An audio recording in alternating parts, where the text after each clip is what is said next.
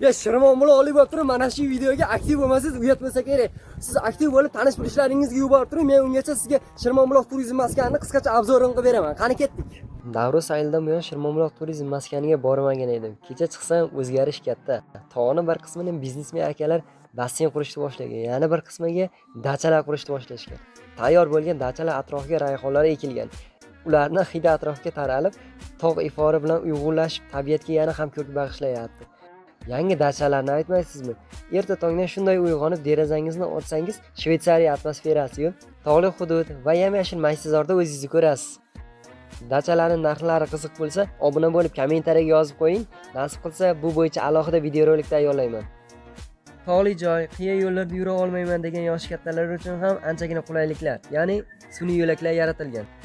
Qolaversa, dachani orqa hovlisiga so'ri qo'yib, ko'k choyni damlab, toza havodan to'yib, nafas olib, chiroyli tabiatga qarab o'tirishga nima yetsin-a, tog'alar? Bu o'yinni taxmin qildim, lekin nomini topa olmadim. Bilganlar bo'lsa, kommentariyaga yozib qoldiringlar. Hey, to'xtang! Obuna bo'lmagan bo'lsangiz, obuna tugmasini bosib qo'ying. Keyingi videolar bundan ham qiziqarli bo'lishi mumkin. Sog' bo'ling. Aytgancha, Shirmonbula turizm maskanida sizlarni oilaviy kutib qolamiz.